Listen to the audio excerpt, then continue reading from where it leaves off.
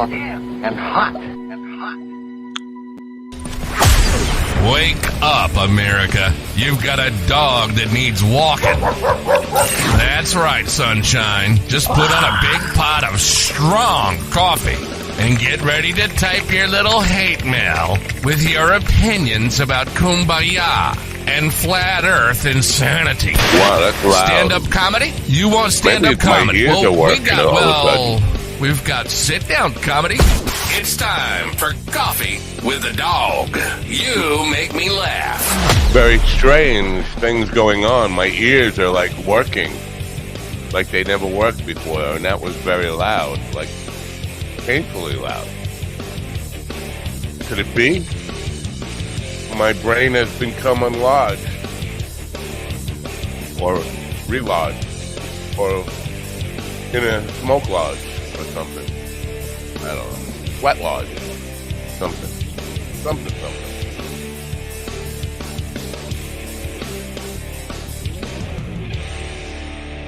Oh, good morning, folks. You're back to work, are you? You're back to work, are you? You're back to work. That was really loud. There's something strange going on with my ears. I can hear, and that's not a good thing. I mean, it's a good thing, but when it's a surprise like that, and everything's turned all the way up because I'm usually deaf, it's not such a good thing. Anyway, good morning. It is Tuesday, February 20th, 2024. I think this might be an interesting show. Willie is off today. He's getting a colonoscopy, and we'll have video of that tomorrow. He's traveling. He's a traveling boy, traveling man. Who sang that? I think it was Ricky Nelson, Traveling Man. Well, John Fogerty had a traveling man too. Traveling band, playing in the traveling band, but he was a traveling man playing in a traveling band, which will probably add to the song. CG sent me a list this morning. Lots of good suggestions in there. One I don't really get, and I'll talk to him about that. Ryan, I don't remember Ryan's last name, Ryan Pelly or something like that. Rock Bottom Man, it won't be here today. He's scheduled for the first hour, but he did have the decency to let me know he wouldn't be here a day before, which is a good thing. We appreciate when we get a heads up. Not that there's anything we could do about it. We couldn't put another guest in there on short notice, but that's fine. At least I know not to expect you, and I'm not sending you emails. Where are you? And all that kind of crap. Good stuff. In the second hour, I'm very excited to have Matt Knutson. Matt Knutson is great guy.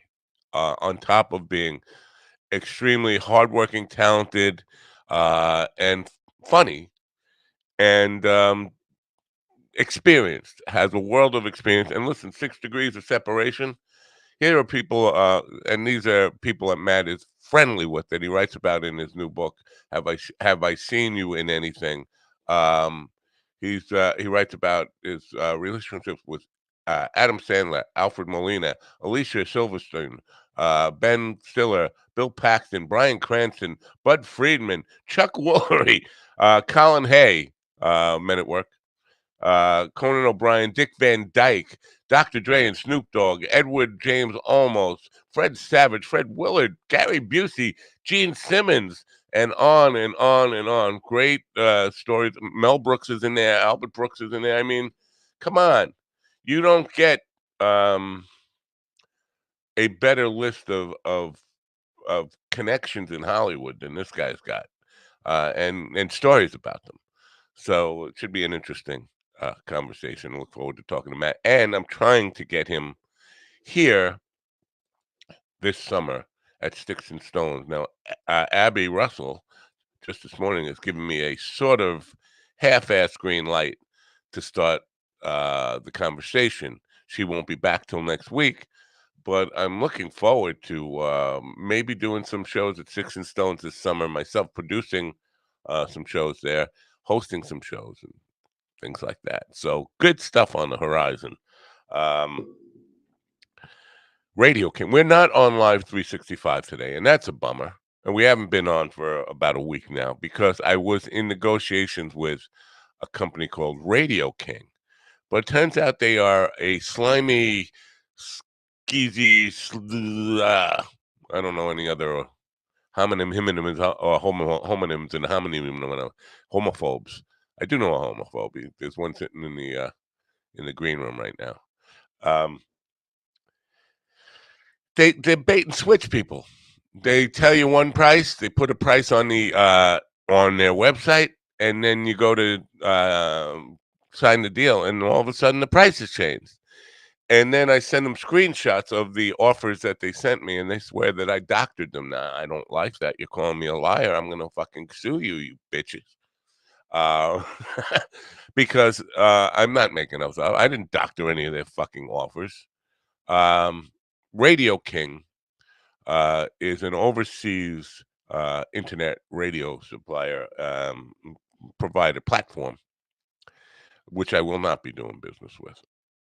So we're changing platforms from Live 365, but we haven't. I haven't really decided on where to go because I was thinking Radio King was my solution. Now they're not. So we're not on today. I will probably have a solution by the end of today, and we'll be back on the radio. And you can take it on with you in the cars and all that kind of stuff tomorrow or the next day. But as of now, we're not, and that's a shame. It makes you want to cry. It does not make you want to cry. Um, a lot of people talking about not doing business in New York. Kid Rock and Jason Aldean have canceled their New York tours because of the Trump stuff, the Trump lawsuit stuff. And I say, thank you. Thank you. Please, let's make this permanent. Do not come to New York with your shitty music. I mean, if this is what it takes to keep shitty music out of New York, I'm all for it. Who else can we get to not come to New York with their shitty music? Also, Scott Adams, who is a dopey ass cartoonist who's out of work, really, is threatening not to do business in New York. Oh my God. What will we do without Scott Adams? I wish I had a man on the street in New York City, somebody who could go out with cameras and ask people, who is Scott Adams? And I guarantee you, most people walking around Manhattan be like, I don't know a guy named Scott Adams. Do I know a guy named Scott Adams? No, I don't. I never heard of Scott Adams. Yeah. It's a dipshit, very far right wing cartoonist. I'm not even going to say uh, the stupid cartoon he did. If you don't, you know him. If you don't, you don't. Uh, now they're writing back to me. Radio King is writing back to me. They won't. Please don't sue us. Well, you called me a fucking liar, you cunt. I'm sorry. I'm angry about this.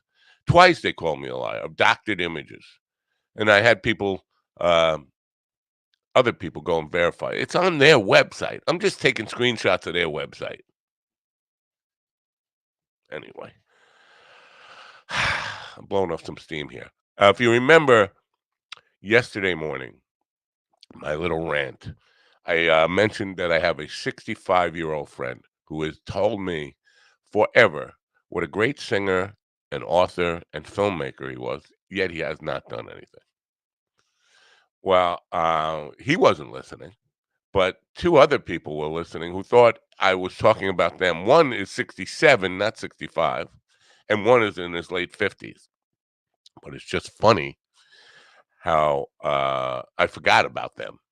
But yeah, I have three friends now that I can think of that are almost my age or around my age or who have bragged their whole life about how fucking talented they are without anything to show for it. And they're mad at me for bringing it up about them. Now, I wasn't talking about them yesterday, but I am talking about them now. Listen, if you got, I don't want to rehash this whole rant, but it, show me something. Don't just tell me how fucking great you are. Show me something. Show me anything, any work you've completed. This one friend that I was talking about yesterday sort of wrote songs 40 years ago, but he keeps changing them, keep wanting to re-record them, never finished them. Never finished them. We should just go back in the studio and do the same song that wasn't relevant 40 years ago. Listen to what's on the radio right now. If you really think that a song you wrote 40 years ago that sounded like a lame cover of a classic rock song that was incomplete then is going to be a hit today, you don't own a radio, or you're deaf like me. You're competing with Taylor Swift. You're not competing with an Aerosmith cover band. That's I don't know how else to explain it. It's like a poor Aerosmith cover band. It's like a cheap knockoff of what was sort of relevant 50 years ago. Show me something. Show me something and shut the fuck up and stop telling me how great you are, because I can't stand it anymore. I've been working the gig for 50 years, doing it. I'm not a great success. I am not a great success, but I've managed to buy 3 different houses, and one I bought for a girlfriend and walked away from. I managed to support myself and a family. I think that's enough success for what I do on the amount of talent, a little bit of a talent that I was born with, and the hard work I put in. Do some work. Show me a result before you brag to me about how great you are. God. So anyway, 2 people who I wasn't talking about yesterday have just been insulted now. Now you can call me and bitch at me about how angry you are for what I said yesterday.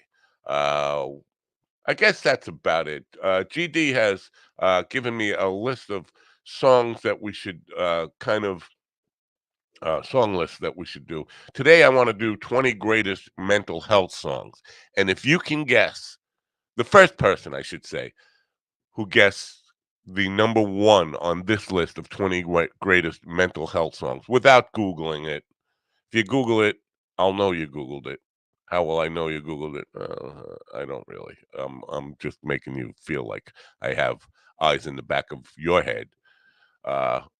You'll win a T-shirt from our collection of wonderful T-shirts. Your choice of T-shirts from our store, our merch store. That's how we'll do it. The 20 greatest mental health songs. If you can guess the number 1, and don't Google it, I'll know by the titles you start throwing out there. And if you guess it, the number 1 on the first shot, we'll see. We'll see who you are. How about that? GD is here. Let's say hello to GD. Good morning, GD. Good morning. Mine Dog T. Wait, what are you yelling about? Holy crap. Sorry. My hearing is working. Okay. Mine Dog T. Don't T leave home without it. Mine Dog T. Wow. That's nice. Now, what you sent me 9, and then you sent me one more. But one of the ones you sent me is a songs with a slash in it. Yeah. That's why I sent the picture, because I didn't see a picture. It's really weird. On my phone, I put the picture in after the text, but it put the picture before the text. But it's what it is I was watching. You know how they show the title of the song on the radio on your car. Yeah. There was an NXS song playing, and the song was called "Need You Tonight" / Mediate. Oh yeah, I see that now. Yeah. Okay, but I don't think they did that. Did they do that, or did the GPS do that? Well, I know Black Magic Woman, Gypsy Queen, I think is on a CD like that. Right? I don't know.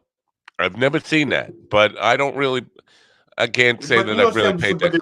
Different songs, but they almost always play them back to back.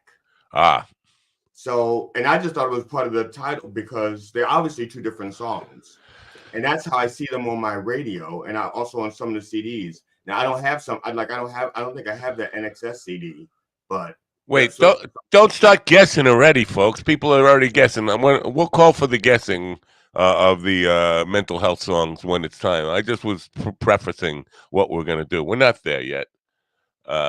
There's a man coming in March. I would love to do that for you. What you Why is he mean? coming in March? Is that a prostate problem? Why can't he come like today or Yeah, tomorrow? no, and he wants to get on his knees or something. He wants to do something for me. I don't know. Yeah. And why a man? Couldn't you find someone more like, never mind. I know. I would love like shh. Never mind. Never mind. You had a show last night? A Well, Delaware underwear. it was kind of like a meet and greet. I went out to Delaware to check out a venue and do some time there to make nice with the faces and stuff like that. I have some good leads on some shows. We're just negotiating. I don't like to count my chickens before my chickens have chickens. So I'm not going to say I got shows out of it yet, but I'll just say that it should be beneficial to my fledgling comedy. How far career, so to speak. a drive was it to Delaware underwear? 3.5 hours down, 3 hours and 10 minutes back. Holy fuck. Yeah. Oh, he's saying he wants to do the man on the street. He wants to do a man on the street. Well, I would take a man to a hotel room or a cheap motel room. Yeah. Don't do him on the street. You'll get arrested. Yeah, splurge pay for the hotel room. You'll thank me later. Yeah, that would be cool if Willie's going to be in New York to do man on the street interviews. I want one today to talk about Scott Adams, though. You know who Scott Adams is? Bryan Adams' younger brother. That's a good guess, I guess. He's a cartoonist of a famous cartoon. He's a Trumper, obviously. Are there any comedians pulling out? Because you said a cartoonist. You mentioned some musicians. Any comedians pulling out yet? Comedians, the thing with comedians is they're all fucking starving. No, even the best of them can't afford to just not play New York City. Speaking of comedians, can I make one request while we're here? Make a request. Comedians, okay, if your impersonation of Joe Biden requires you to fall down, stop it. It's been done 100 times. I've seen it over and over and over again. By now, I've never seen anybody good do it. I've never seen anybody do it, but I mean, Yeah. I only watched. Right. You know, I'm talking about I'm talking about comedians that are on a level, quote, club level, low, yeah, clubbers like me, people who are on the equivalent or of lower. You don't really get much lower than where I am. I've been lower. I've performed at places that they're not even called clubs. They just have a C. They don't even have the other letters. It's just a C word. Those are the places I've played some lowly places. I played at places where they didn't have a stage. You're just leaning up the back against a pool table, while people are playing pool. It's Scott Adams looks like Brett Erickson. That's all I'm going to say about that. Now, Brett is going to be pissed at me, but I think Brett is already pissed at me for a couple of years now, and I don't really know why. And I really, if I cared, I would look into it. But yeah, I think he looks like Brett Erickson. Scott Adams. His cartoon was Dilbert. Oh, okay. I remember that cartoon. Yeah, and they finally got like a black guy in it once or something. Yeah, okay. I remember that cartoon now. So yeah, you know what? He could stay out of New York. I don't think New York will suffer without his business here. That's all I'm saying about that. And I don't think New York will suffer without Jason Aldean or Kid Rock coming here. I don't think it matters. And so the more shitty musicians, let's face it, they're both shitty musicians. They're really terrible, both of them. I mean, when it comes to talent, yeah, they're rich. I don't know how they got rich. I mean, I know how they got rich. I don't know why people found them interesting or good in any way. Kid Rock is always pretty much just been a rip-off artist of shitty music before him. I think his best song was the thing he did with Sheryl Crow, Picture. That I'm interested in because Sheryl Crow, I don't think would get along with Kid Rock today. But she may not have gotten along with him back then. Sometimes agents make deals. Yeah. Behind it, and they're saying, well, they have like maybe the same label, and the label make the deal. Well, she's been a fan of country music. He was a fan of country music. So I could see how then, 20 years ago, before when the climate in America was far less divisive, uh, Okay. I could see them maybe saying, "Yeah, I got this song. It's kind of like country-ish, country rock." And she probably said, "Yeah." And then as time went on, she became more liberal. He became more conservative, and now those two were just so far uh, apart that it's a major thing. Um, Mr. Tongue's comedy experience. Now, I don't know Mr. Tongue's comedy experience. Do we I know don't know. Mr. Tongue? No, the only Mr. Tongue I know is actually the name of an open mic. Ron Kane, one of his open mics is Oh, called Mr. that's who it Tongue. is. That's who it is. Look at the picture in there. That's got to be Ron. I can't see the picture. It's very, very small. He said Kid Rock loves to pretend to be poor, but he's been rich all his life. Yeah, Bobby Ritchie, his father was a car dealer in Detroit, had several car dealerships. But he didn't get along with his father then. He he loved hip hop. He was a dancer in high school. I know a Okay. little bit about Kid Rock. He was a hip hop dancer, and he was doing ballet lessons and all this kind of stuff. And he hooked up with a black girl who was his girlfriend, and she turned him on to hip hop, and that's when he started doing hip hop music. Then she broke his heart and he became a trumper. Well, no, I think he had lots of black girlfriends before he became a Trumper. Like, I think that was his thing. He had, I guess, what you call reverse jungle fever. I don't know, uh, but he had a thing for the black chicks. Um, Okay. and then at some point he I don't became, blame him. I don't blame him. That's, I just like chicks in general. It doesn't matter the color. yeah, yeah. But no, he had one of these Yeah. fetishes where that he wasn't. That's all he would look at. Like, Yeah. I had a friend of mine who had a fetish for Asian women. Oh my gosh. He just could not get enough. It was, my yeah. brother had a fetish for Latino women. So Yeah, when uh, I say Asia, I realize that Asia is a huge continent, so I'm going to be more specific. He liked Japanese and Chinese and Thai women. oh, Not when I that's what I mean by Asian, not uh, just Hindu and Russian and Czech and yeah. Pole and the other Asia parts.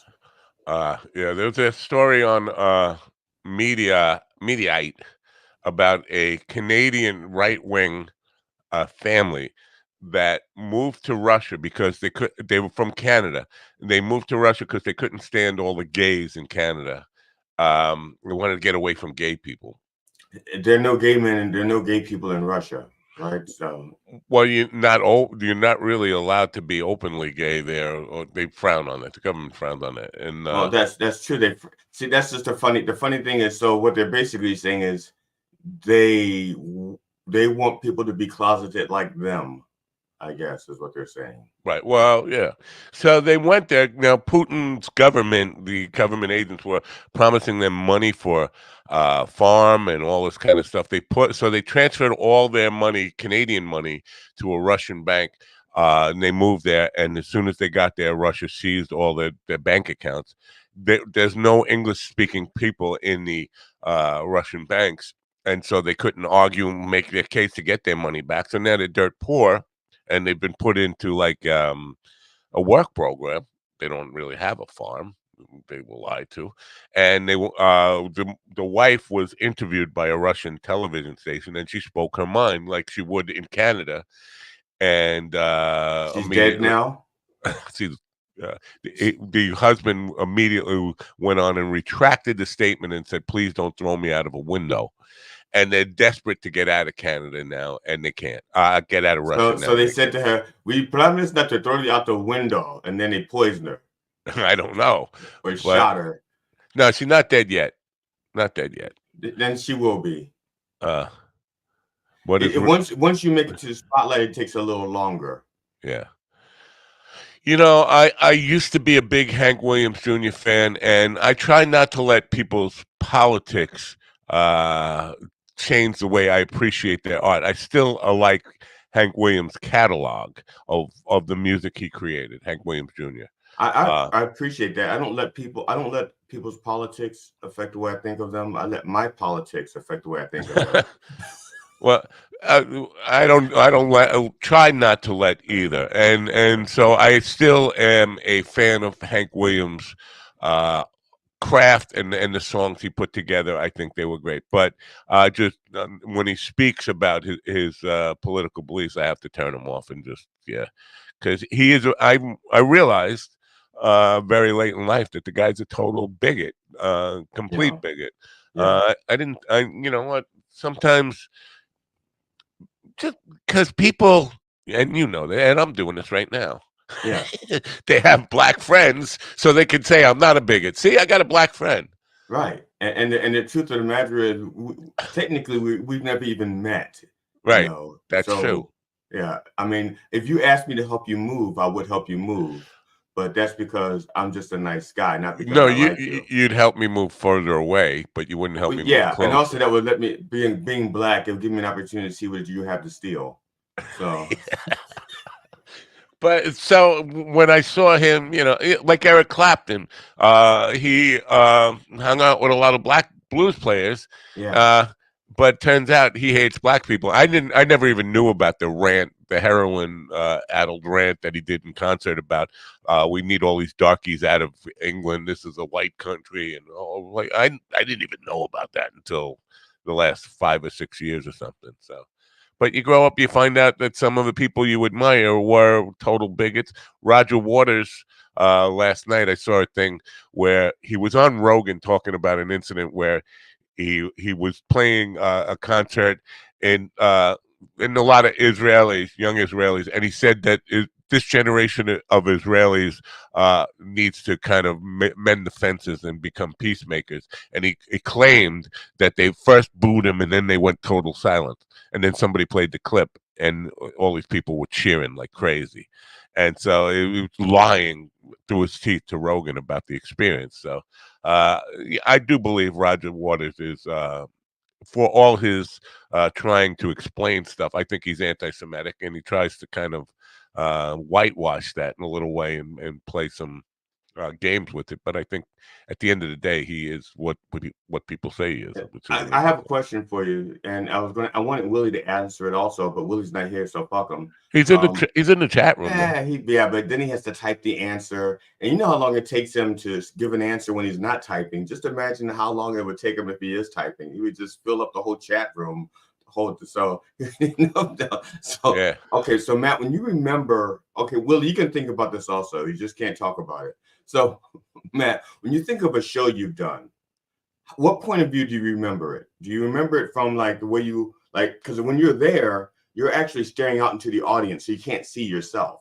So That's when right. you remember it, do you remember it as the audience, or do you actually see yourself playing it on stage? I What, remember myself playing it on stage. I mean, my point of view is what I remember exclusively.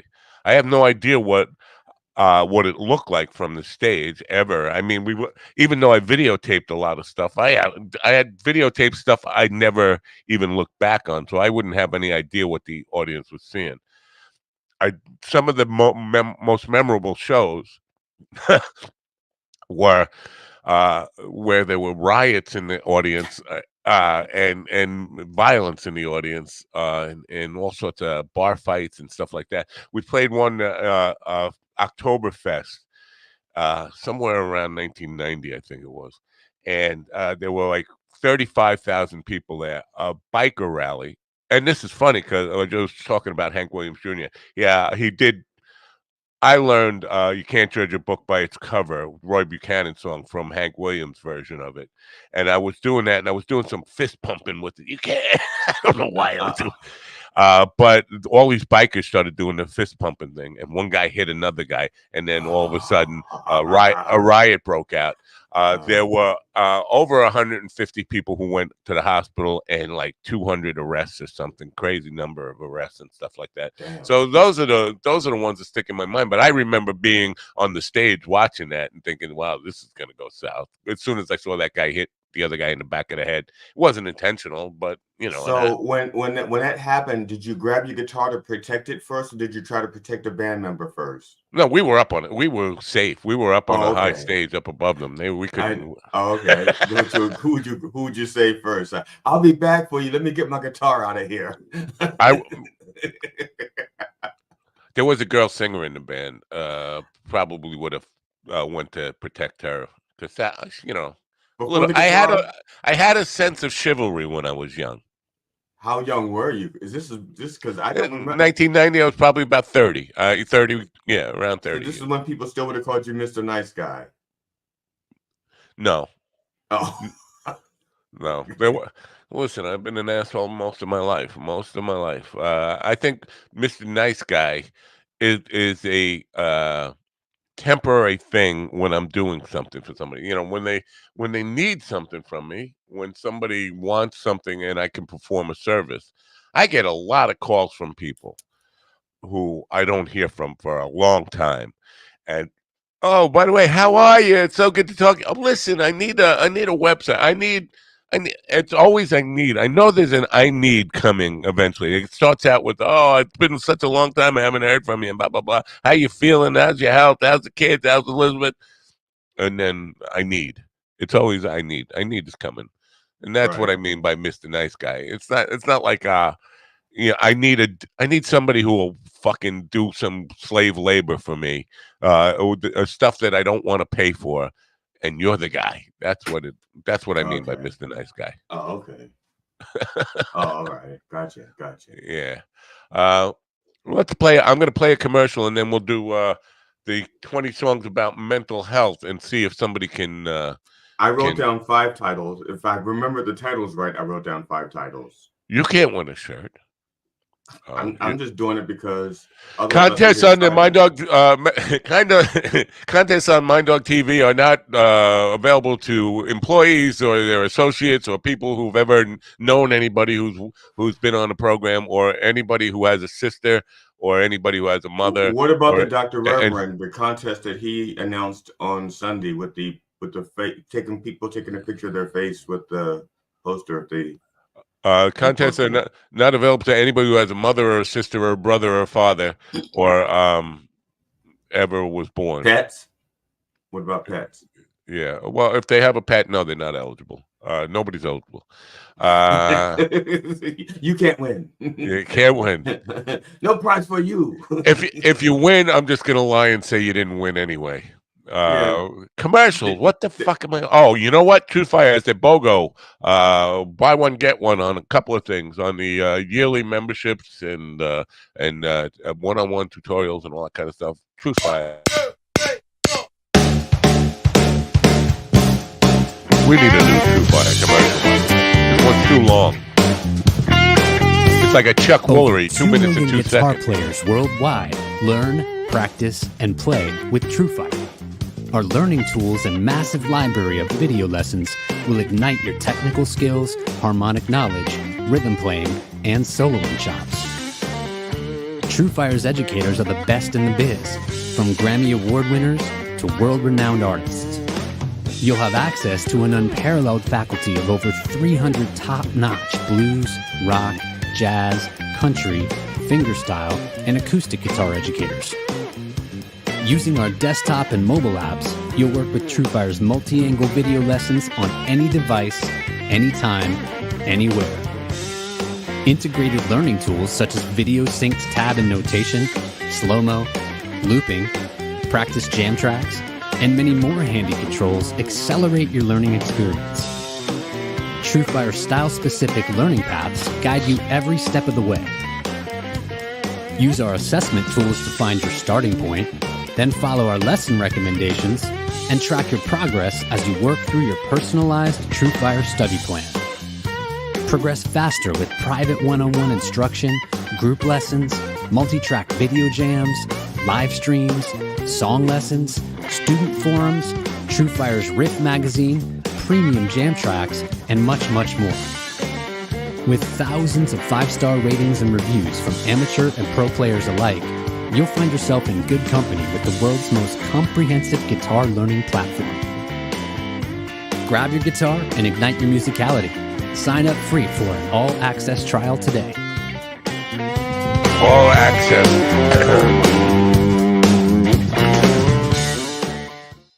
Man, my ears are just working too good. I never thought I'd complain about being able to hear again. But everything's loud. Everything's so loud. FYI, I did download the. I think I'm not sure. It was like 13 things you sent me. I Right. downloaded, and so I started. I've already uploaded 3. I'm doing them in batches of 3. I'm trying to disperse them a few. No. No, you should. First of all, that's good that you got them and you're doing that. But one at 9 o'clock at night. 9 o'clock is the best time to upload a short. Not 2 a.m. like I did. No. And you want to keep. Awake. You want to keep. Now, this is. I wanted to talk to you about this. You want to keep the title that they put on there, right? But you want to also add hashtag shorts after that. I did that. And then copy and paste that into the description for the first line. And you know what I've been doing is putting their transcript in there so you get as many keywords as possible. Then you have to go down to the tags. You don't have to do that to transcripts. I've been doing that, but go down to the tags and put the words that are in the description or title. You want to put those keywords, the important words, in the tags section of the shorts, and then add like church parody, comedy church, pastor, reverend, all those kind of words in there. I would just like make a text file where you can copy and paste these, paste them into your tags. I like pasties. Yeah. Yeah, and then go when it selects category, select entertainment as the category, not comedy. Not because I think it defaults to people in blogs, which is stupid. I don't know why it defaults to that. Okay. And then publish. Now you can't schedule a publish on a browser, but if you do all that work and leave it in a draft and then go to your phone, then you can and your YouTube there, you can schedule it from there. If you wanted, like if you wanted to schedule one every night at 9 o'clock, you could do it in advance, but only from the phone. So you have to upload them from your computer and then go to the phone. And it's a fucking nightmare, but that's what you need to do. Okay. But so you won't. Yeah, you won't. No, you won't lose anything by publishing it at 2 a.m. But it's best if you do it at 9 p.m. because that's when they say that are the best times. That's when YouTube is going to work for you and say, "Oh, he's playing by the rules. Let's help him out." Okay, because I know, like because I did it on YouTube, I did it on TikTok also, and Instagram and Reels on Facebook. Now the thing is, TikTok, they've limited me to only 200 views to something anyway. No matter, I get one. And so when it gets in the 200s, now what they'll do is every once in a while they'll release one so I can see how popular it is. And then when I see like it's like 70,000 whatever, then they'll send me a note that says, well, you know, all of your other shit could look like this too if you would just upgrade your. And I'm like, no, I'm not upgrading. Fine. Yeah. I am not downloading the app to my phone. They've asked me to do that. But there was a time when I was getting 1,000, 2,000 views on TikTok. And then I did something that they thought was, they made me pull it down. It was objectionable against their community standard, whatever fucking community standards they have. And now I get 1 view per video when I put it on there. I don't even know why it bothered me. I've done that. I've gotten hit with that from Facebook. Facebook put me in. I'm still on Facebook probation from probably 20 years ago, and I'm on YouTube probation. I'm on TikTok probation. You know, if there's a probation, I'm in it. You know, why? I think I'm on LinkedIn probation, and I'm not even on LinkedIn. But I think if I ever join LinkedIn, I'll be on probation by default. Yeah. Yeah, these social media people don't love us. That's just a fact. I think it's a black thing. Is it? Well, yeah. Look, if you, I think according to the rules of Italian engagement, you're black, right? Pretty much. Yeah. I'm Black Irish. I know that my grandfather was Black Irish. Okay, isn't that a drink? That's Black Russian. Yeah, no, Black Irish, I think it's because he was Protestant and not Catholic or whatever. Oh, yeah, one of the dirty people, right? Yeah. Yeah, got it, yeah. I just want to see Long Island Comedy Festival because... So did Willie get his recording done last night? Or whenever? Yeah, you know what? Pretty good. It's scheduled for tonight now. It's not quite an hour. And but it looked pretty good because what he was doing, he was having another couple that's been married 30 years and talking about what it takes to keep a happy marriage. I said to him, "Are you doing this with the laptop that you have and one mic, 4 people on it?" Because I'm envisioning like a wide shot, and that was his original plan, like have 4 people at a table, one laptop, getting a wide shot of all 4 of them, and one microphone for 4 people for a full hour. And I was like, that's not going to cut. First of all, it would be really difficult on one mic to get really clean sound for 4 people. And then Yeah. that boring long shot of 4 people, the reason they have close-ups and stuff. Carl's here. Let's say hello to Carl. Yeah, Call to the rescue. Call Carl's, man to the rescue. Carl's having coffee. Call man to the rescue. Aye, aye, sir. Aye, aye. Aye, aye. Aye, aye, aye, aye, aye. So I didn't want to interrupt you. Carry on. The reason they have close-ups is, well... No, before I went to the I want to do the so Willie's thing came out good. They did two laptops or that kind of look on it, so it was better. Long Island Comedy Festival. This is so fucking weird because we just had a Long Island Comedy Festival like 2 months ago. There's another one. It's like an all-year fucking thing. Is it the same producers? Never stop. Is it the same producers? Well, it's all at different theaters. This is what it's not like. Long Island is a big fucking place. It could be a state. It really could be a state. And the places they're having it are so far apart, and the dates are so far apart. Like, how do you call this a festival when it's here 1 week and there next week, and it goes on all fucking year? Like, at some point, it feels like you're just calling it a festival to sell tickets. It feels like that. But isn't that the goal, to sell tickets? Of course it is. But I mean, the festival part of it is a lie. That's what I'm saying. It's not really a festival. It's just a comedy club. Supposed to lie to sell things. And yes, you should be honest with people. It's just another fucking comedy show. Like Jim Gaffigan can't sell out the Beacon Theater on his own. And the Beacon Theater isn't on Long Island, by the way. It's in New York City. But yeah, no, Theater 3 is part of the Comedy Festival, Argyle Theater, the Suffolk Theater. Now, all the Patchogue Theater, all these theaters are like 40 miles away from each other. It doesn't feel like a festival should be in the same place, nearby, within walking distance, I would think, not within hours drives of each other. So that would be like having Oktoberfest on Tuesday here, and then driving 20 miles and having another Oktoberfest on Saturday, driving 30 miles and having another Oktoberfest.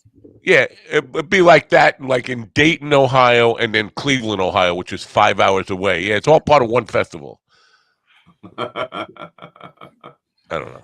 I get grumpy about stupid things, don't I? The stupidest thing. No, one man's stupid thing. One man's grump is another man's Allahu Akbar. That's right. Thank you, Carl. That was beautiful. That brought a tear to my eye. All right, you want to play? No, I'm not gonna do this. We're gonna have people in the chat room, I guess, or you guys can guess. We can all put out guests there, or just name titles. If somebody hits the number one, I'll ring the bell. Ding, ding, ding, we'll have a winner. My first guess is Space Oddity by.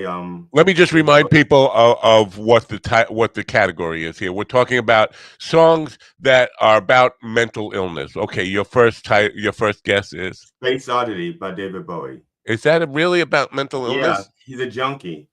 Ashes to ashes, funk to funky. We all know Major Tom is a junkie, strung out in the heavens high, shooting. That's not Space Oddity. Well, that's the second part of Space Oddity. But Major Tom is in Space Oddity, and he's a junkie there too. He didn't just develop the habit. So, what song was I just singing the lyrics from? I don't know, but it's not Space Oddity. Ground Control, the Major Tom. That's Space Oddity. Yeah, that's Space Oddity. I don't know which the follow-up thing. Ashes to Ashes, I think is. Oh yeah.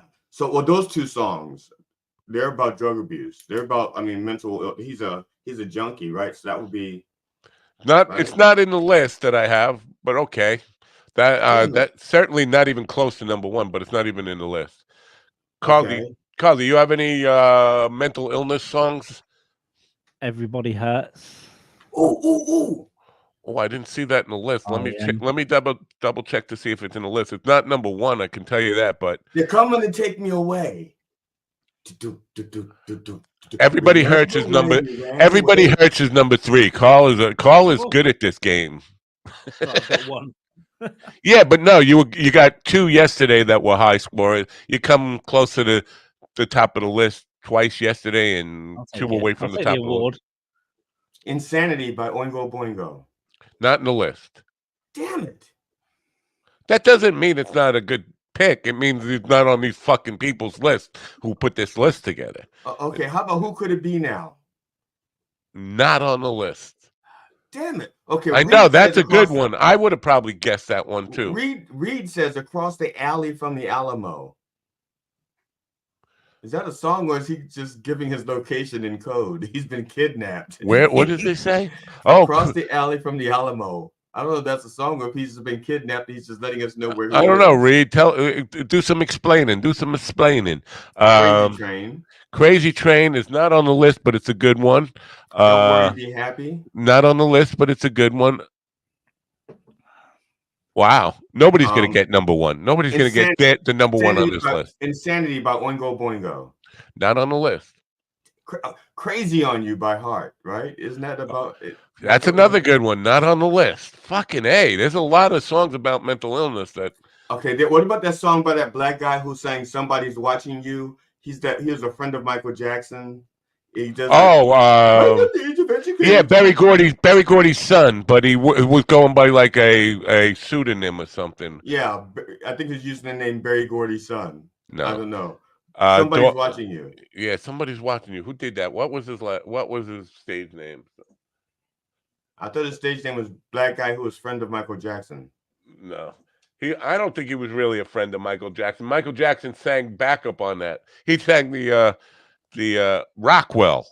Right, Norman Rockwell. Right. But I don't know if they were really friends. I think Michael was just kissing up to Berry Gordy, saying, I'll help your son out. All right, I'm going to give you number 20. Number 20 on their list is Summertime Sadness by Lana Del Rey. Okay, interesting. All right. Number 19 is Shine On You Crazy Diamond by Pink Floyd.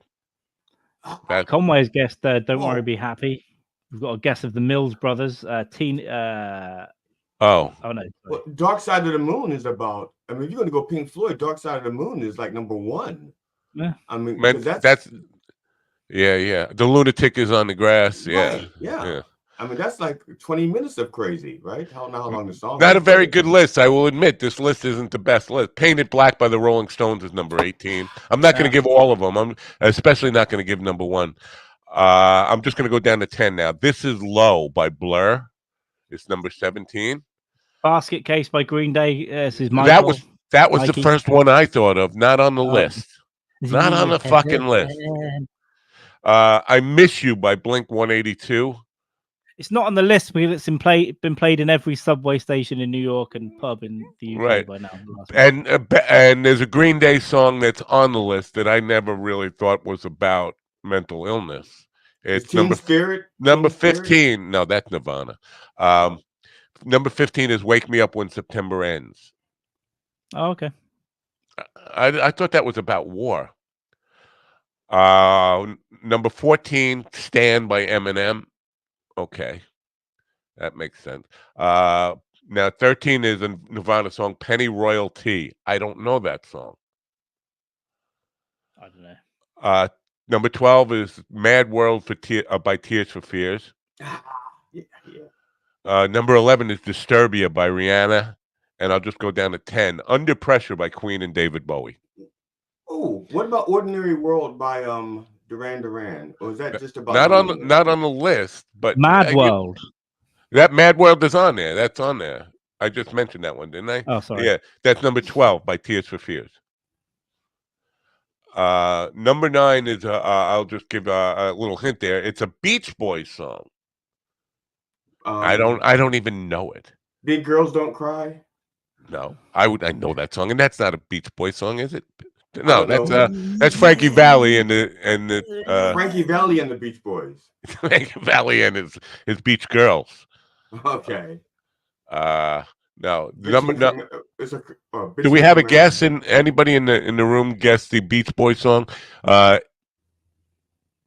In the end, Linkin Park is not on the list. All these are good songs. This list is a shit list. I will definitely admit I picked a shitty list to go by. So you never know what they're based on, though. They could even be the journalists' opinions, right? Yeah, that's exactly what it is. Yeah. Somebody said Maxwell Silverhammer. That is a good one too. Yeah. Damn. Painted Black by Rolling Stones. I did mention that. You mentioned that. That's number 19 on the list. A Doors song should be easy. If I say a Doors song at number 8. Oh fuck. A Doors song. Yeah. People are strange when you're a stranger.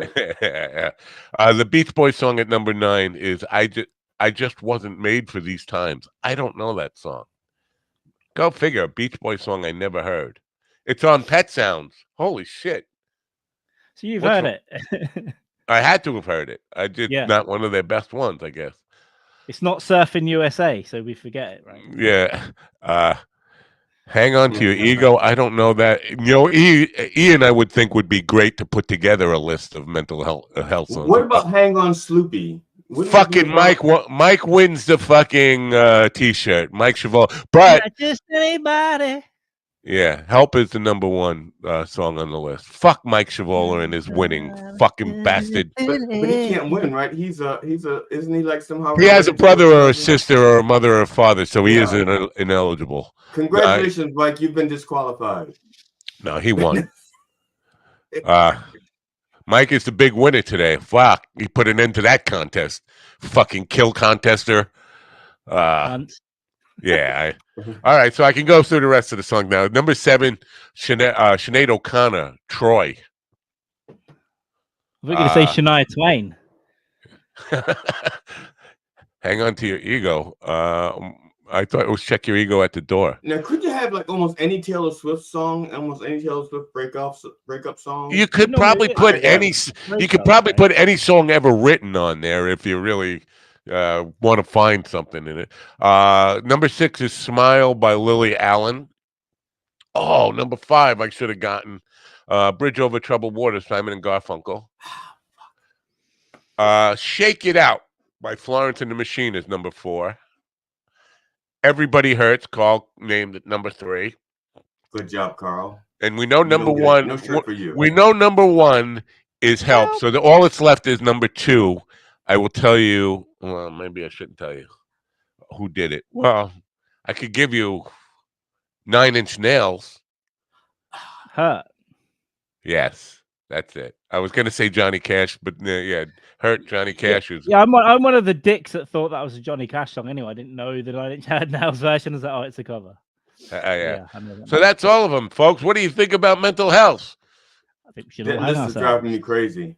It's crazy, man. It's just crazy.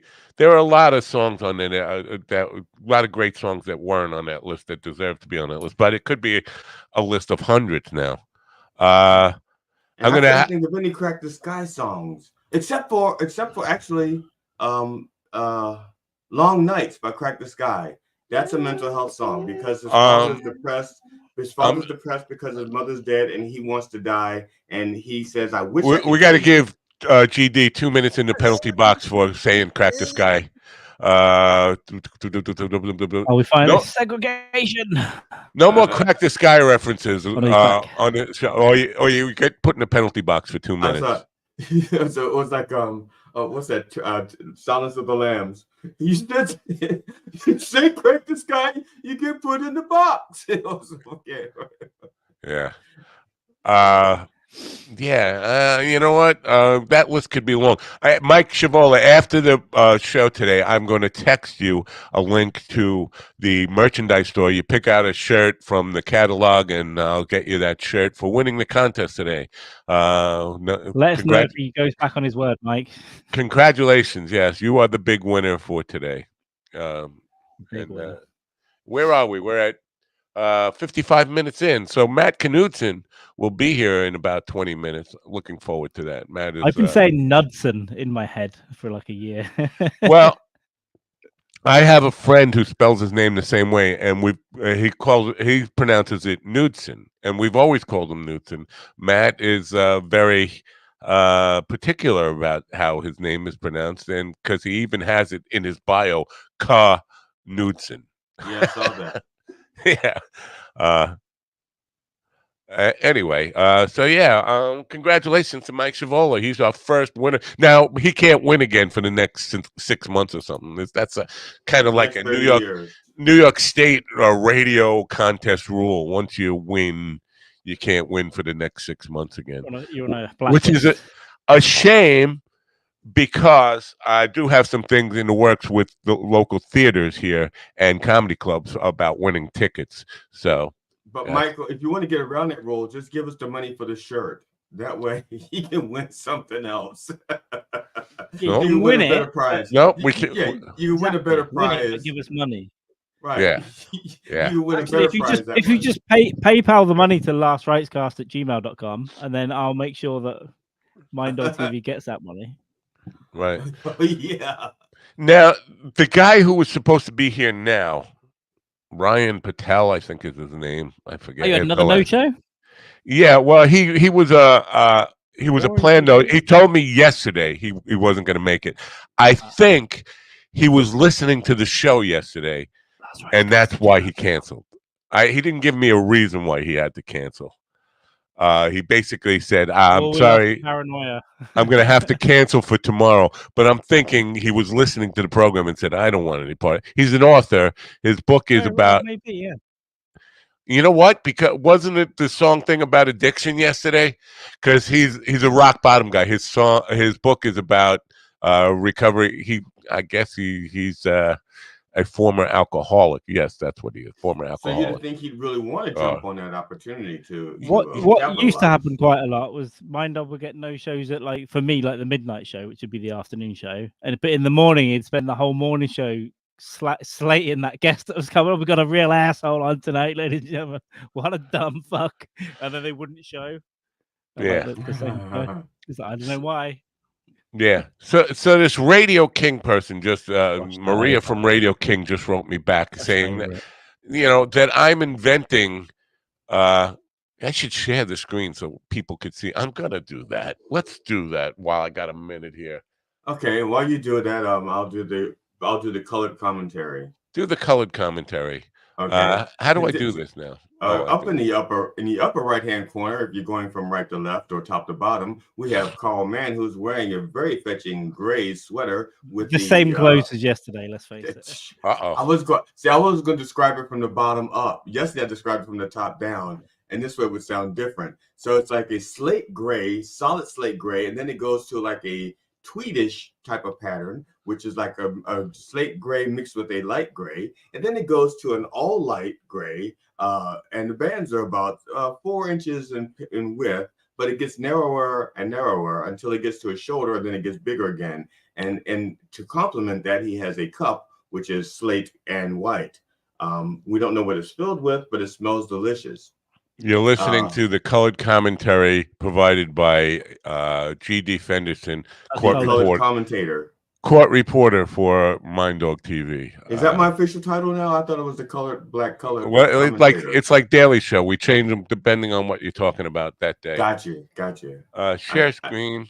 Let me see if I can stream on. Create your own internet. All right. You see this page now, right? Do you see the page? Yeah. If I go to pricing, what do you see here now? This is live. You see up here, RadioKing.com, pricing radio. What does this say? Start says $2 a month, right? That's what it says. Then it goes to $5 a month for pro and $9 a month for business. This woman is telling me this is not on their website. I doctored this image. They never had anything like this. The next one says pro $5 a month, and the next one says $9 a month.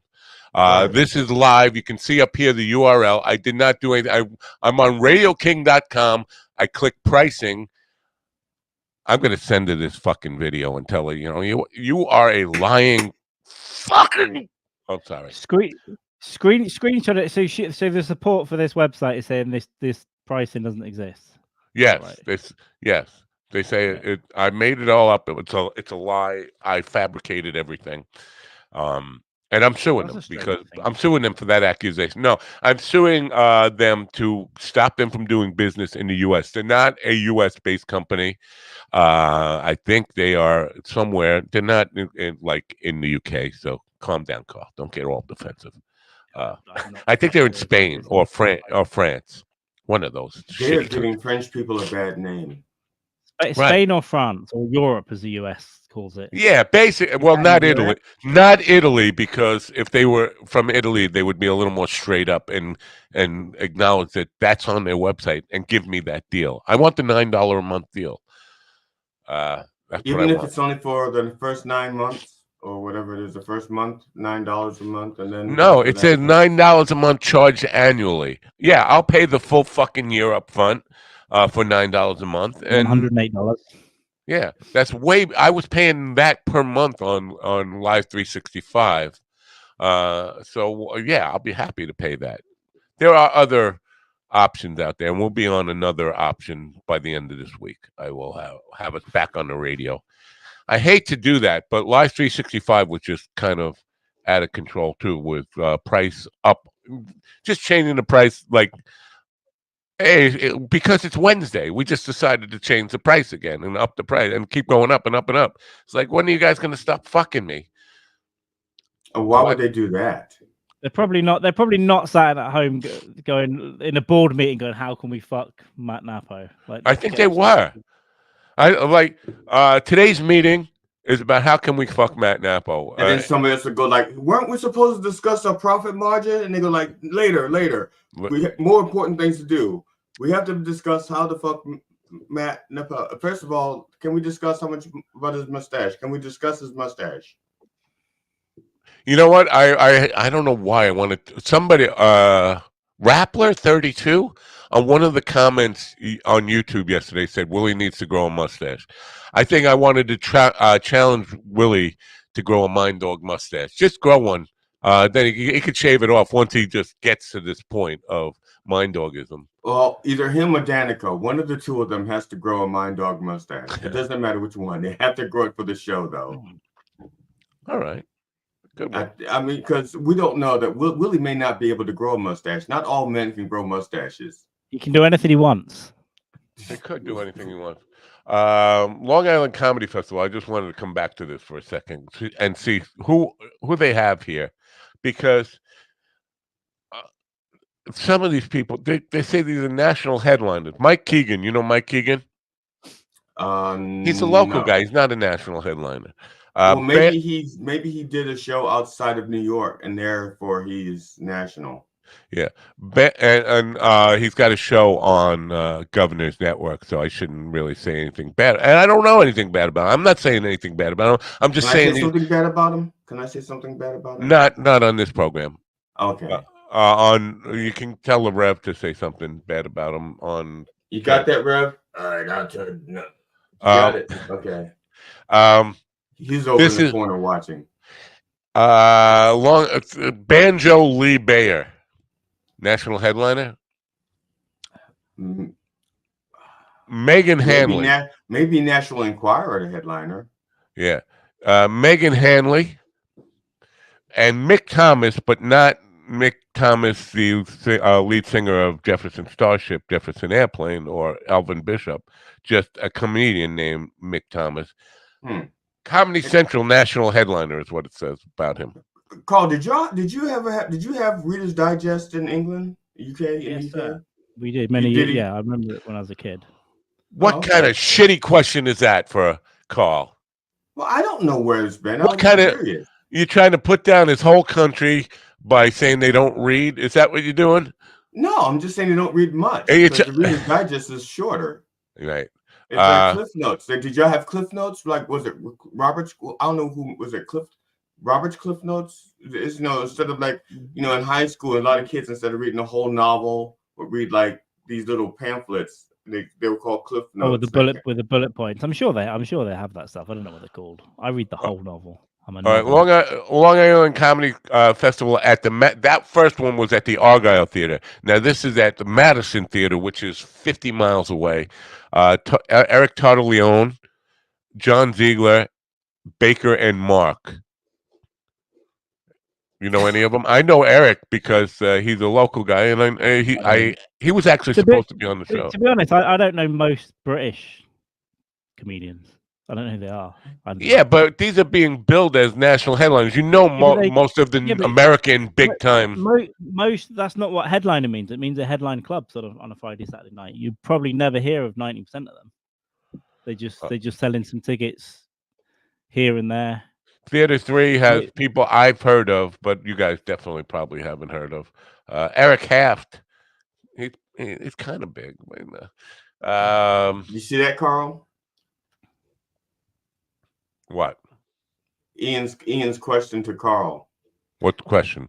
Carl, do you guys have TV guides? Well, we had 4 channels when I was a kid, and we got the 5th channel on terrestrial TV when I was like 13 or so, something like that. Do we even still have TV Guide here? Is TV Guide still a thing?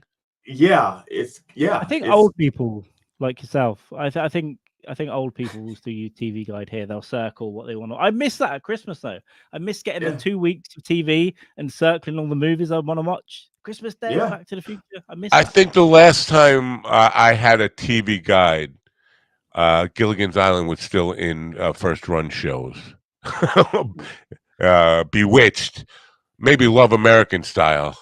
What I did with the kids when we finally put televisions in their room, I put the televisions in their room, but I took away the remote controls and I gave them TV guides because I wanted them to research. I didn't want them to sit back and become, just surf.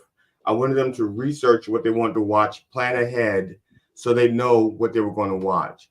I didn't want them to just sit back and do it. And so that's what I did. I took the. We had it in the newspaper every day what was on TV, but then you would buy a guide at Christmas, right? That's what we did. But I still remember the time in the day certain shows were on when I was a kid because I remember reading and circling. Oh, this was 9 p.m. BBC Two Wednesday. It was this comedy show or whatnot. Oh, look at it. Also because I'm autistic and insane. This is what I want to do right now because I want to ask people one more time. This ad thing, you can download this not full size. This is you can download the 17 by 11 version of this from the website. If you have a business, a place of business that the public sees it a lot, download it, put it in a public place to display it. We would appreciate it. It helps grow the thing. This, I think, 48 by. No, it's bigger than that. It's 48 inches high. The one that's on the trains right now in New York. And have you put the live thing over Erica because you want people to think the poster's actually live? No, I actually didn't do that. The marketing company that did this poster did this, but I think it's to signify that the show is live daily. It's I'm being facetious. I know that, but I'd say you had me, Carl, because I thought you were being serious. Damn it! No, I didn't think he was being serious. But there are people who need to have everything explained to them, and that's what all the stuff is about. Now, I'm not sure. I don't remember if the bottom here had PBM TV on it. I hope not. I think we excluded them. If you didn't bring up the tiniest picture of all time, then we might be able to see. So people, if you see one of these posters out there, take a picture of it with your face next to it and post it on social media. Oh, look at that. It's good. It doesn't matter if it does have PBM TV because first of all, no one's watching PBM TV anyway. No one's going to go there. If they see YouTube and PBM TV, they're not going to go, I'm going to sign up to PBM TV. And also PBM TV haven't got the budget to research who's telling people they're on there. Okay, first of all, you are insulting all of my fan base over at PMTV when you say that. Okay, my entire PBM TV fan base. I apologize on behalf of Carl Mann. He has no manners. He's a foreigner. I'm a strange foreign man. This is a good layout for reels, by the way. This because we could make if you're gonna have AI do the reels, it would just kind of pick one. It's a better layout than that top to bottom boxy thing. I don't know. Yeah. I might use this more often from now on, but I'm not using it when Matt Knudsen gets here. That's for sure. Right. Anyway, what else did I want to talk about here today? I forgot. Now there was another comedy event that I wanted to talk about, and it's slipping my mind. It's totally slipping my mind, and my dementia riddled mind. Um, I forget now. Fuck, I hate when that happens. So say something that will trigger it. Um, Hair loss products. Hair loss fallout. Oh, good one. But no, this isn't necessarily about that. But today, in my memories from Facebook, there's a picture of me with a full head of hair, and I'm wearing a suit and tie. I think What? it's Who died? you know what? I don't know who died. I don't know. I think it's from my brother's wedding day. That's what I think. Let me see if I could. Can I share this now from here? It's a lot of work here. You need But to hire a Vietnamese producer for $5 a week. I They're do. probably on the same website as the other radio thing, and that won't be real. I don't either. know. Yeah, I think you're right. I do need to hire a producer, but can somebody really do a good job from overseas? And because this stuff is on my desktop right now, I'm not sharing my Facebook page. What I'm about sharing. Mary Bourne? Can she do it? She just Mary Bourne would be a good help. Oh wait, I gotta shut this off Dog because 2 is here. yeah, we can't have that. We can't have any of that now. Share, present, share screen. I don't see the image. Where's my image? Oh, not share screen. I want to presenter. There's no presenter here. Present. It's not giving me the option to share share an image, right? I don't. It's. I think to share an image, you have to put it in. No, Like, no, you don't because have to do. You don't have to do that. Okay, because I couldn't have. I tried to share an image the other Of day course you did, when because I was working with the Reverend, and he said you can't do it. The because Reverend says, you don't read the instructions. Yeah, like you You did, don't and need you to do didn't that, do but it. you can do this really smooth process here that took 10 minutes. that's no. That is the picture I was talking about. Now, in my comments on that, Oh, you know what that looks like? And South Park has a like a Christmas video or a special end of year special, and there's this one guy who says the Frizzies, battle the Frizzies, and he's like he's on like he's like it's like a low budget Geraldo Rivera. that's exactly what that is. That's a low budget Geraldo Rivera for sure. This is Geraldo Rivera letting you know that there's nothing in the safe. I think that's a 1980s polyester suit. You notice the mustache is a little longer in this one, and it curled around the mouth a little bit, and the hair was starting to fall out. So I'm thinking I was about 22 in this picture. 22, starting to get the hair was starting to say, you know what, we've had enough. We're leaving. Well, I So can't tell that you're going bald there. I can. If you look at, if you've seen the pictures of me when I was 19 and I had the full Cat Stevens curly hair, Yeah, so I thought helmet. you were like 28, 30 in that picture. So Yeah. this all happened quite young then. It started to go early. Yeah, I was totally bald by 24, 25, something Lex like Luthor. that. Yeah. My former bass player, actually, I'm still going to call him my bass player because even though we don't play together anymore, we still have played together. He started going bald at like 18 or something. He calls you his former friend. That's funny that he. At least he still calls me, which is a good step, you know. Admitting that we have a relationship is half the battle. All right. One of you guys is gonna go now. Sorry, Matt. It's Matt Knudsen's got to go. I go. All right. Somebody is oh, it's Reed who is anyway. Yeah, I guess Matt Knudsen is here, and I have only built a bucket for 3 because I want to give him the main thing on the show. So Carl, thanks for stopping in. Yeah, man. It's great. Peace, love, and fucking. Last rights gmail.com. Pay me. All right. At least he right. comes Bye, back. Carl. Roger never comes back. Taylor, Right. is it Roger Taylor? Robert. Him too. Neither one of them comes You call back. him Roger? No, I don't call him anything because I don't know his name until just now. I tried to do it from memory. Now, he's been on with Barry Katz and you, right? Right, and I didn't recognize him. Willie told me who it was. Yeah. Okay. Now, I just wanted, before we bring in Matt, I want to say that you were right about, because I reviewed that tape.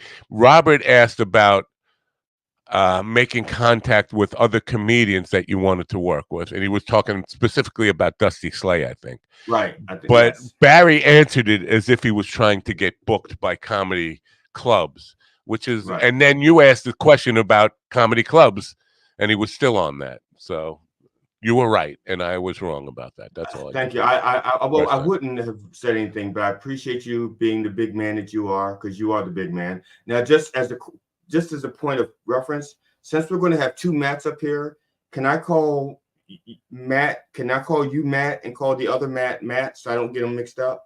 No, you call him Scoop. Anyway, Matt Knutson is. Wait, let's do this guy. There you go, Matt Knutson. We make the black guy up, sit up in the corner there. Hey, as long as I'm not in the Carl's back out of here, anymore. that's all that matters. And get rid of Carl. Last time he put me in the back. So, but since it's February, I'm off the side. So. Now, Matt Knutson. I just want to say there are a lot of reasons to be jealous of Matt Knutson. He is a best-selling author. He is a successful stand-up comedian. He is he's on a hit. I don't know if you call it television or streaming series with people like Jason Segel and Harrison Ford, and he's just like the guy to be jealous of. But the reason I'm jealous of you most of all is you've gone back to school. At least the last time I checked in with you, you had gone back to school, UCLA, and were just like surrounding yourself with college students. And that's why, because I want to be around college girls, not because I want to do anything with them. I think they're like Viagra. They will help my relationship with my wife. Just being around college girls would get me all excited. Anyway, welcome, Matt. I think Thanks your for wife being said here. the same thing about college men. Oh no, you don't know my wife. Believe me, she's got a thing for the young guys. Anyway. Well, thank you guys so much for having me. A pleasure does not begin to cover. And I hate to blow this out of the water, but two real quick things. I am not at UCLA. I'm at Santa Monica College. Go Corsairs! Well, there's still. You're done. Yeah. Get off. Bye. Yeah. Bye. And I'm doing all of my classes online. Oh. So the co-eds come to your house? Is that what you're saying? Well, that's exactly right. Okay. You know what? I'm a little depressed now. Sorry, Matthew. Hey, as a fellow gift from God, I hate to be the bearer of bad news, but well, can I ask you a question real quick? Of course. Do you have a SAG? You have your SAG card? I do. Don't beat up that we have to pay for this. Don't even mention that. Okay, I'm sorry. No, so you don't have your SAG card. Great. Now, what is the best? As an actor, what's your favorite work that you've done before you didn't get your SAG card? Boy, that's a great question. I know. That's what I do. That's my job. Please I don't would help have to say, before I got my SAG card, and even to this day, my favorite way of performing is doing improvised comedy.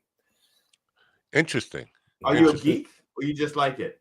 I guess I'm a geek, but also, if improv, when it's done poorly, it's like really painful for everyone, even the people who are doing it. You're like, oh my God. But more than any other situation, I think if you're doing improvised comedy with experienced people, that there's a set of road rules, so to speak. But if everyone kind of is on board with these handful of tenets, you can have these incredible moments. And for me, when you're like the kid and you're like the class clown at school and something happens and you can have like a funny line and get it in there and it's really spur of the moment. That's what improv is all the time. So did you start doing improv to meet girls? Yeah. Oh, believe me. Yeah. All the UCLA co-eds are doing improv. Okay. So Matt, I've shot my wad. The rest of the show is yours. No, yeah. No, well, thank you for giving me my show back. Oh my goodness, I don't even have a wand, so please, both of you, keep shooting. Well, I think GD will want to chime in again when we start talking about basketball in the near future, but we're not quite there yet. I'm black.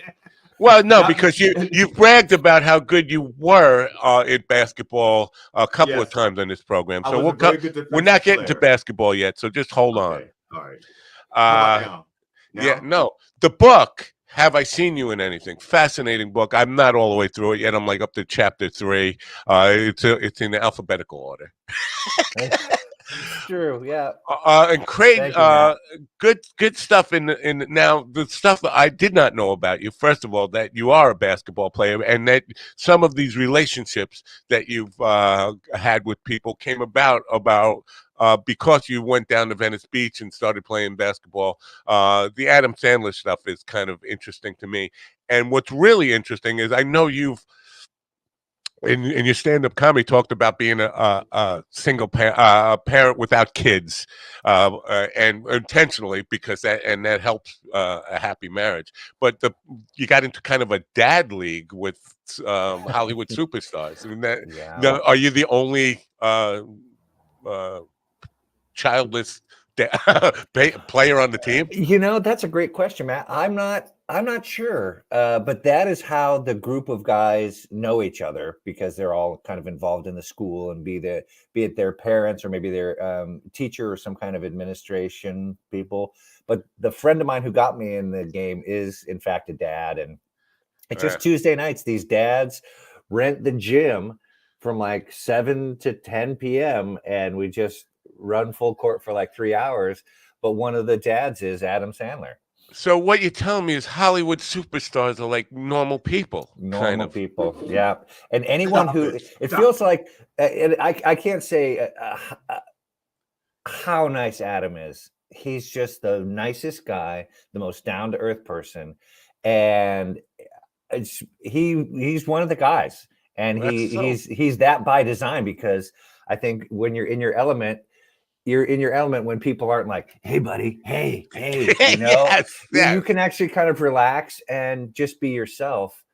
And I think more than anything, that's what celebrities want to be. They want to be themselves. They don't want to be these on people or people that, you know, that others are hovering around or trying to get something from, even if that something is like a moment or a selfie or an autograph. It's the price of admission and being celebrity, but it's uncomfortable. The other thing I learned about you in chapter 1 is that you have, for a young man, you know, I know you don't consider yourself a young man. You consider yourself a middle-aged man. I consider you a young man. Hip. This is 39, Matt. Cobalt hip or something like that, or something. How long have you had that? Well, I just got it done, I guess December of 2022. So it's more of a recent thing. I just had my 1-year checkup last week. And I realized that after I saw the x-ray, I was not going to yoga my way out of it. It was degenerative hip dysplasia. The joint. The good kind? The good kind of dysplasia.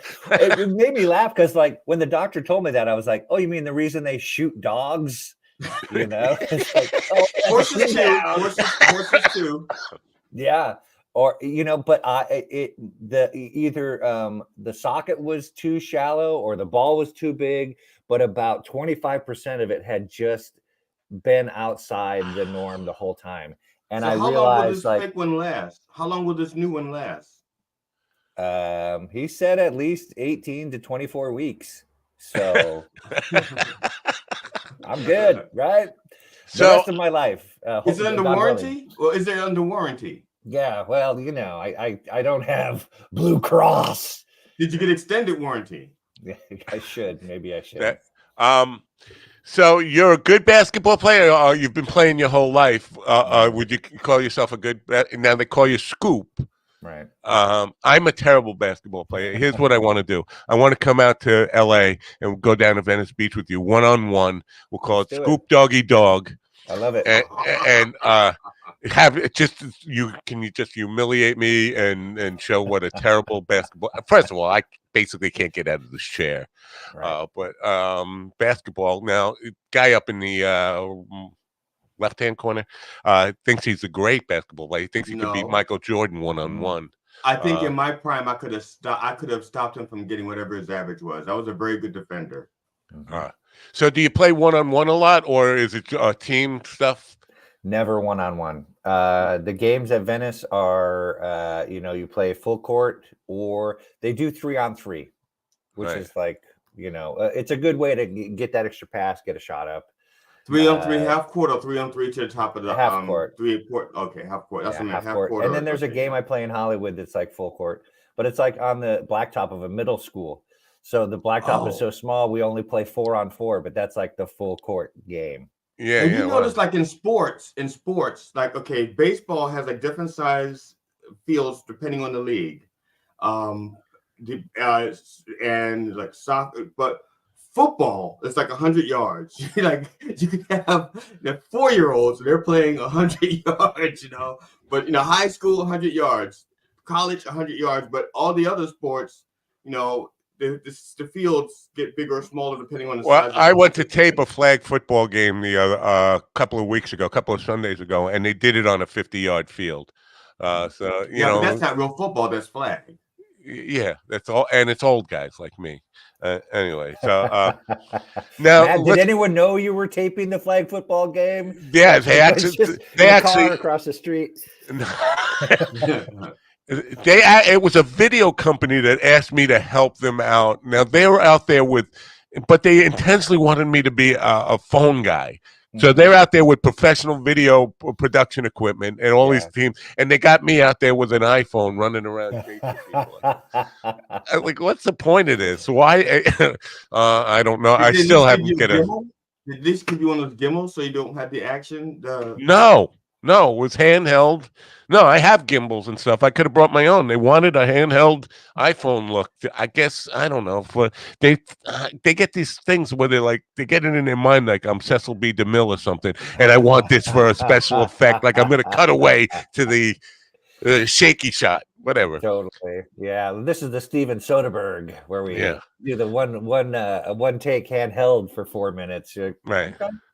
Let's come back to the book for a second, because there's so many people in this book that are just like iconic, legendary people. I feel like, you know what, the 6 degrees of separation, because I know you now, I'm 2 degrees separated from Dick Van Dyke.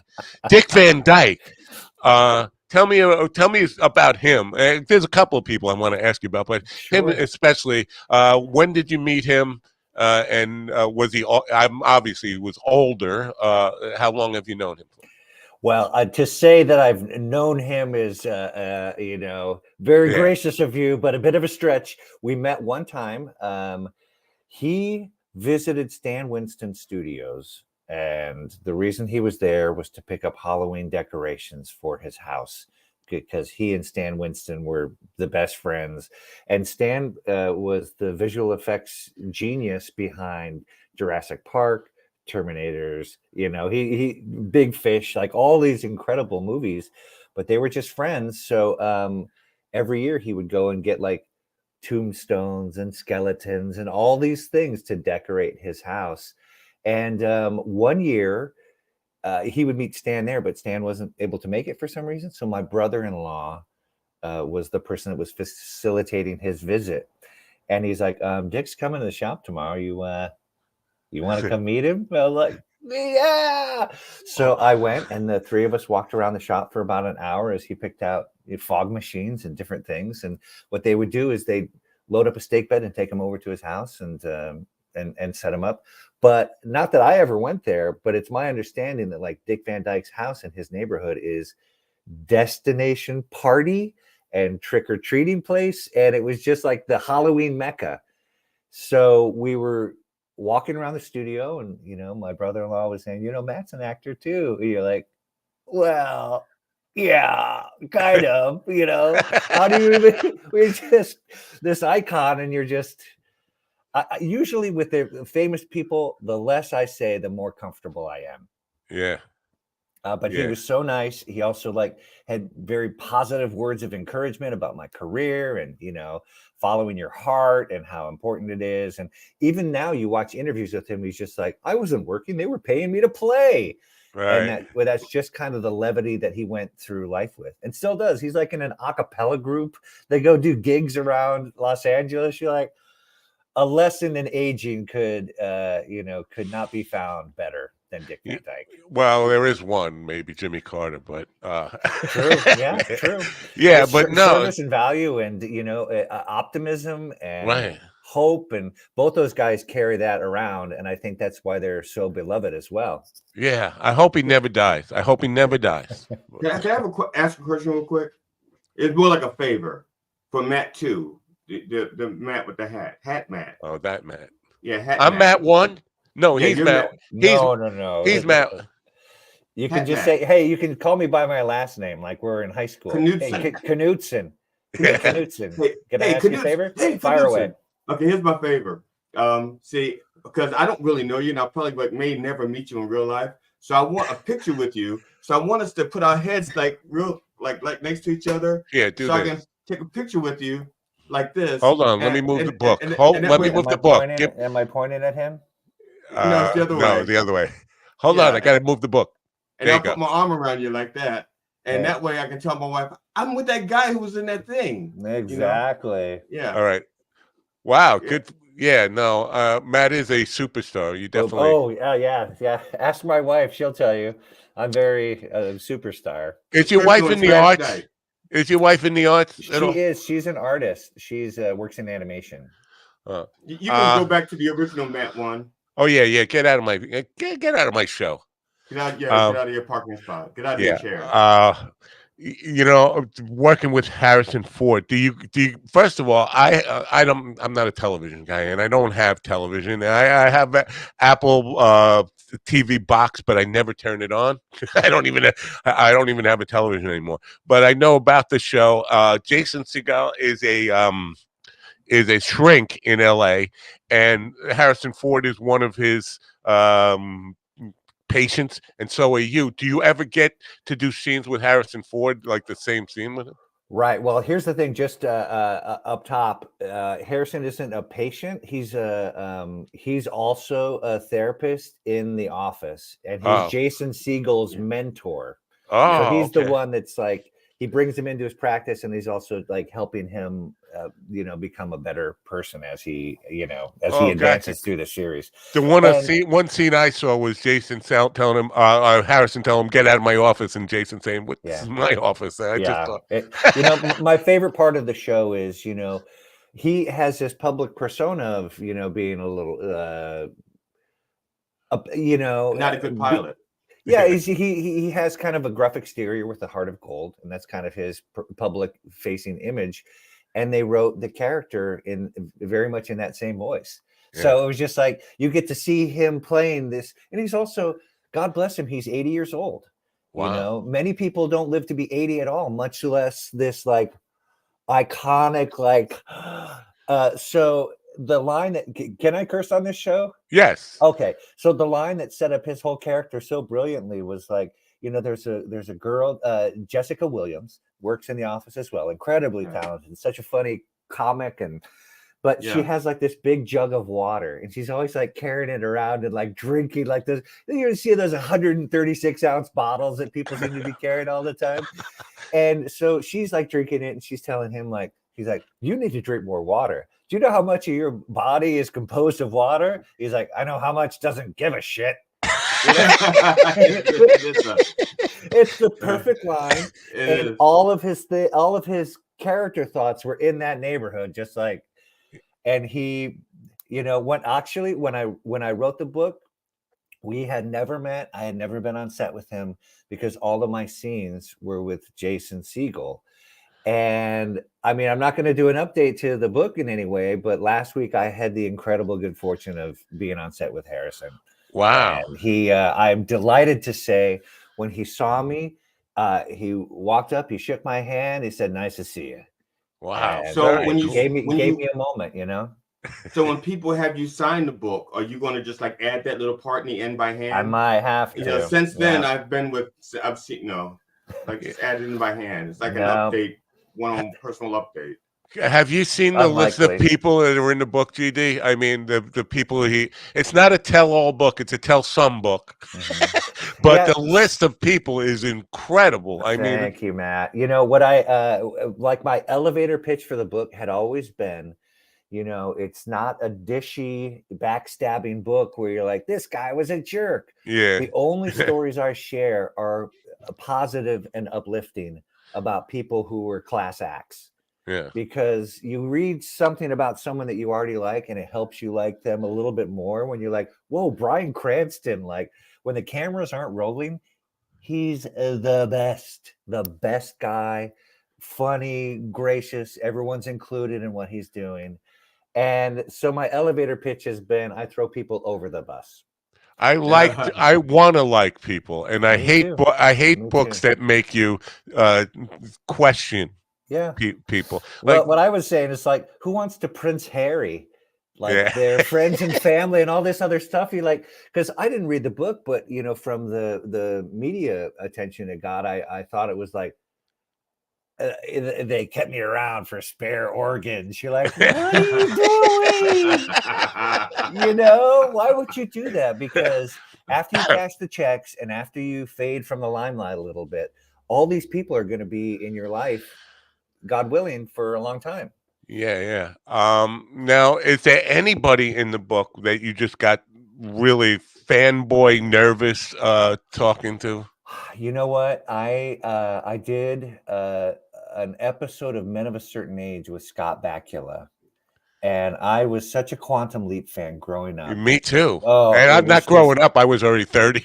sure. But you know what? I as an adult and as someone who has actually you know, pursued the arts, I revisited why I liked the show so much. Like after working with Scott, it was a different location and character every show.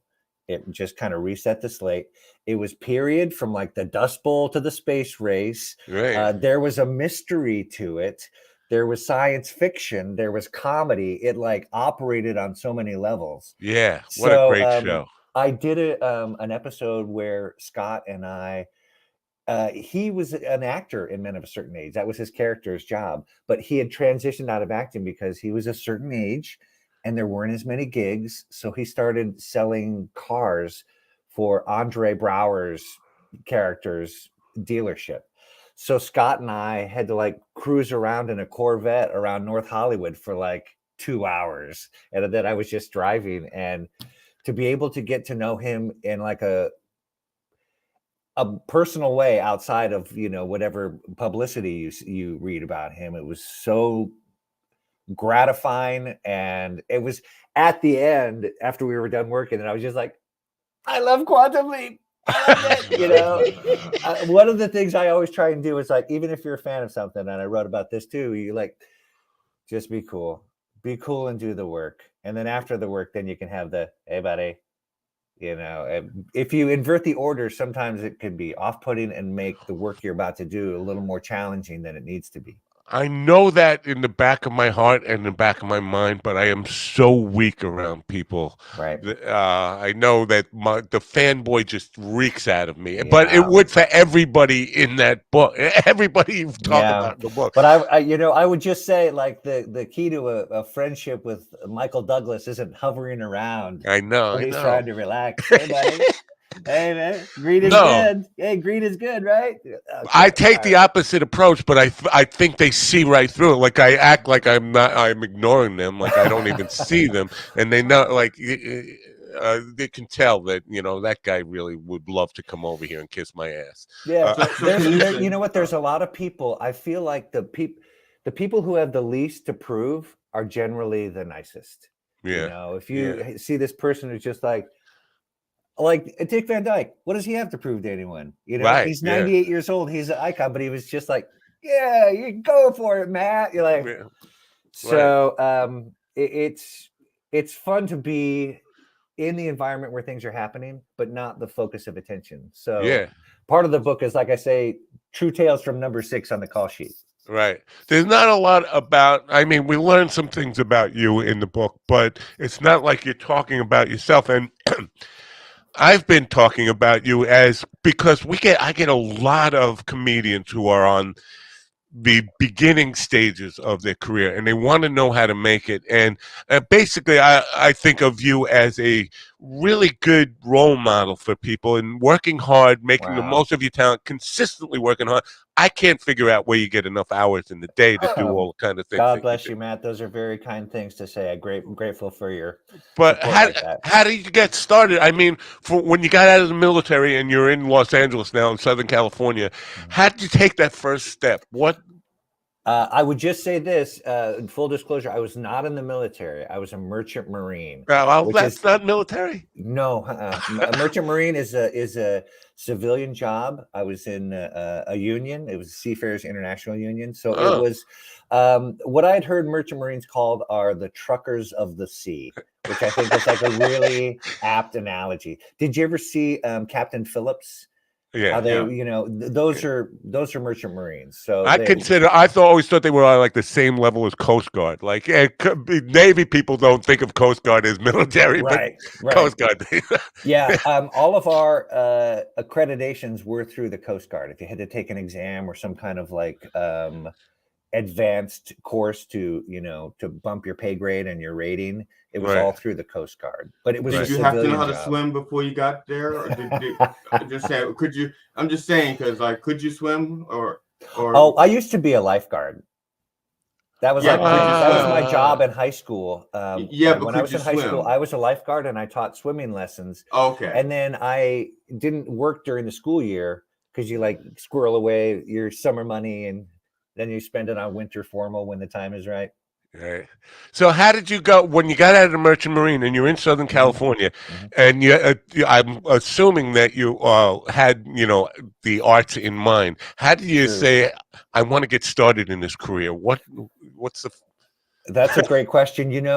Before I moved to Los Angeles, I had never been on stage in any capacity in my life. I wasn't like a high school drama yeah. student or, improv like we were talking about earlier, or even like church plays, none of those things. So I just started taking classes at, the Acme Comedy Theater, the Empty Stage. There's various outlets where I could at least get on stage and get experience and get used to people looking at you when you're on stage in that way. So I did that. I did open mic stand-up nights, and you're also trying to like hustle and get booked on shows, and that was kind of the genesis of that. But I think in building a career or whatever like you consider a career to be, it's get a job and then like you're out of work and then you're like trying to get another job. Right. But if you can diversify your streams and say like, hey, maybe I could get a TV writing job or an acting job or a weekend date at a club, or it helps if you have more irons in the fire because you care even less about every iron. If you just have the one, it's really precious, and you maybe put too much time and attention to it. And, So what do you remember about your first paying comedy gig? That's an incredible question. Again, that's what I do. Again, bringing it. Save you the trouble. That's my job. That's I'm going to mute him if he keeps that up. But my first paying comedy gig was at the Improv. I showcased for something that I don't believe they do it any longer. It was called the New Talent Showcase. It was booked by Jesse Shapiro at the time. And what they did is they brought on people who were, developing or maybe moving on from the open mics and doing some book shows. If you got passed at that, then you could MC weeknight shows and then maybe do a guest spot here and there. Right. So I did that. And I did well at the New Talent Showcase, and they booked me for an MC spot that paid $50. And I remember like getting a check that had like the Improv on it, and it was $50, and it was like signed by the manager of the club. And you're like, because I grew up watching Evening at the Improv, and I was performing in the club where they taped the show. You know, one of the chapters in the book is Bud Friedman, Right. because I did a show one night, and spoiler alert, Matt. So I did a show one night, and Bud was in the crowd. And this is after I had, you know, it was still newer and developing, and, you know, but I was so nervous, but it went well.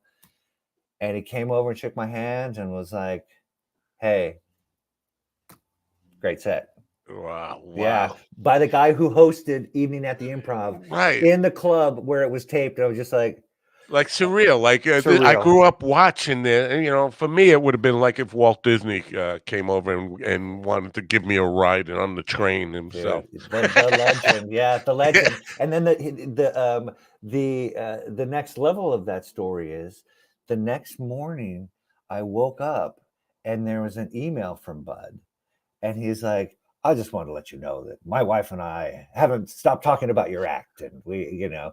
And he went on to book me in Las Vegas and Lake Tahoe at his clubs up there. Wow. And I was just I'm getting choked up right now thinking about it. Yeah, I can imagine. I mean, those moments stay with you.